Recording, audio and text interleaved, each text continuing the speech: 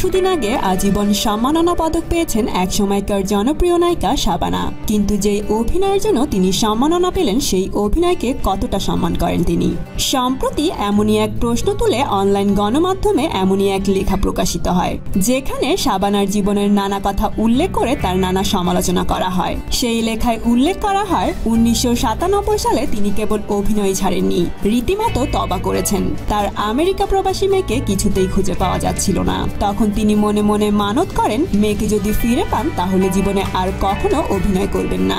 মেয়েকে ফিরে পেয়ে তিনি অভিনয়, চলচ্চিত্র এবং দেশ তিনি ছাড়েন।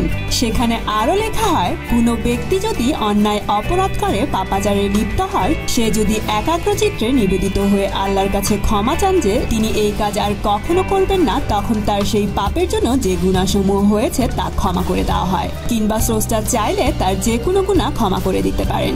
এটাই ধর্মীয় বিধান এবং রীতি। শাবানা কি তবে পাপ করেছেন? দীর্ঘ জীবন তিনি যে অভিনয় করেছেন তাকে তিনি পাপচার বলে ভেবেছেন? শাবানা অভিনয়কে দেখেছেন নেহাত টাকা উপার্জনের মাধ্যম হিসেবে।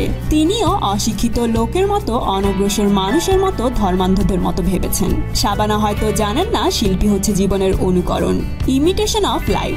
এই যে অন্যের জীবন, জীবনের সুখ দুঃখ, আনন্দ বেদনা তা অনুকরণের মাধ্যমে তুলে ধরা এক বিরাট মহৎ শিল্প।